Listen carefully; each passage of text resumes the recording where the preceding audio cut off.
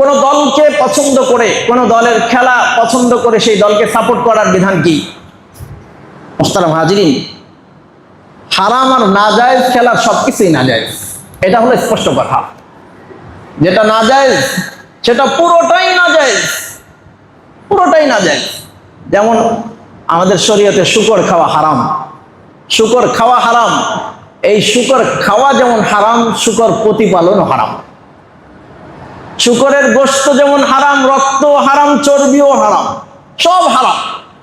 যা হারাম তার পুরোটাই হারাম, ধুইলেও হারাম, না ধুইলেও হারাম। অতএব যে খেলা হারাম, যে খেলা দেখা হারাম, সেই খেলার সাপোর্ট করাও হারাম। হাদিসের মধ্যে এসেছে আল্লাহ রাসূল সাল্লাল্লাহু আলাইহি ওয়াসাল্লাম ইরশাদ ফরমান, ইযা উমিলাতিল খাতিয়াতু ফিল আরদ কানা মান শাহিদাহা ফাকারিহাহা আকালা মাররাতান আনকারাহা ফামান গাব কামান গাব আনহা আমান গাব আনহা ফারাদিয়াহা কানা কামান শাহিদাহা। আবু দাউদ শরীফের হাদিস। আল্লাহ রাসূল সাল্লাল্লাহু আলাইহি ওয়াসাল্লাম ইরশাদ ফরমান, দুনিয়াতে যখন কোনো পাপাচার চলে, কোনো পাপের কাজ চলে, তখন কোনো ব্যক্তি যদি সেখানে উপস্থিত থেকে সেটা অবলোকন করে এবং এটাকে অপছন্দ করে, কোনো পাপের কাজ হতে দেখে, আমার সামনে হচ্ছে, আমি দেখে সেটাকে যদি অপছন্দ করি, রাসূল বলেন কামান গাব আনহা, ওই ব্যক্তি উপস্থিত থেকেও কেমন যেন সে ওখানে অনুপস্থিত।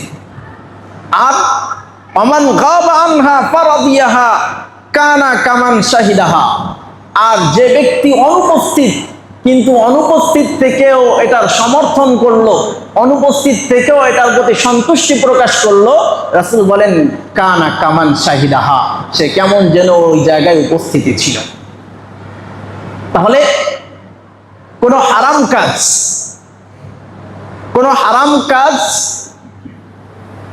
কাজে আমি লিপ্ত নয়, কিন্তু হারাম কাজের সাপোর্ট করলাম, হারাম কাজের প্রতি সন্তুষ্টি প্রকাশ করলাম, তো এই সন্তুষ্টি প্রকাশ করার কারণে ওই হারামের মধ্যে আমি নিজে লিপ্ত হয়ে গেলাম। তাহলে হারাম কাজের সাপোর্ট করাও হারাম, হারাম কাজের সাপোর্ট করাও, এই হাদিস অনুযায়ী, আবু দাউদের হাদিস অনুযায়ী হারাম কাজের সাপোর্ট করাও হারাম।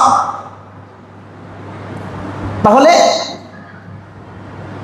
যেই খেলা করা হারাম, যেই খেলা দেখা হারাম, সেই খেলার সন্তুষ্টি প্রকাশ করা, সেই খেলায় সাপোর্ট করা, সেই খেলায় অংশগ্রহণকারীদের বিজয়ে উল্লাস করা, সেই খেলায় অংশগ্রহণকারীদের বিজয়ের জন্য মান্যত করা, কোরআন খতম করা, দোয়া করা ইত্যাদি যা কিছু আছে সব হারাম, সব হারাম।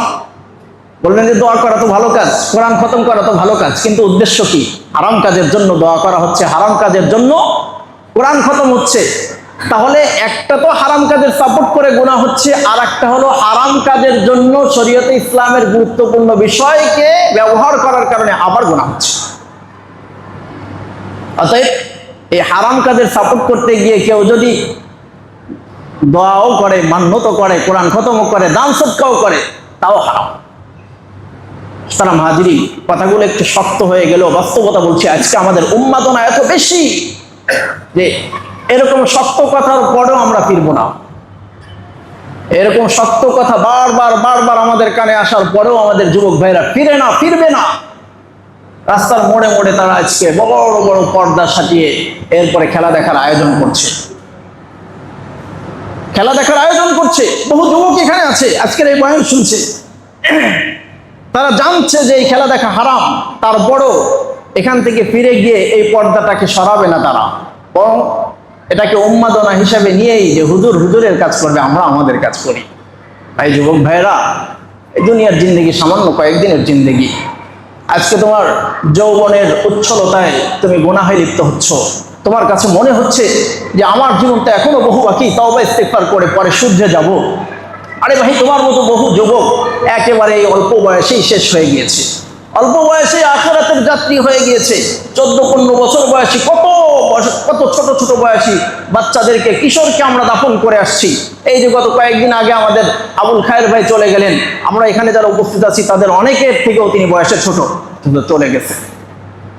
কবরস্থানে একটু ঘুরে দেখেন, 6 মাস বয়সী বাচ্চার কবরও আছে, 2 দিন বয়সী বাচ্চার কবরও আছে, 15 বছর বয়সী কিশোরের কবরও আছে, 21 বছর বয়সী যুবকের কবরও আছে, 45 বছর বয়সী যুবকের কবরও আছে, বৃদ্ধার কবরও আছে, বৃদ্ধর কবরও আছে। এই জায়গায় কোনো বয়সের তারতম্য নেই যে আমি পরে তওবা ইস্তিগফার করে শুধরে যাব। এমনও হতে পারে পর্দায় খেলা চলছে, ওই অবস্থায় আমি আমার জানটা এখানেই বের হয়ে যেতে পারে, এখানেই আমি শেষ হয়ে যেতে পারি। তাহলে হারাম কাজে লিপ্ত অবস্থায় আমার জানটা কব্জা হচ্ছে, হারাম কাজে লিপ্ত অবস্থায় আমার রূহ কব্জা হচ্ছে, আমার পরিণতি কি হবে রে ভাই? এই জন্য যুবক ভাই, শুধুমাত্র যৌবনের উচ্ছলতায় পাগলামি করলে চলবে না, বরং আমাকে খেয়াল রাখতে হবে আমার শরীয়ত এটাকে অনুমোদন করে কি করে না।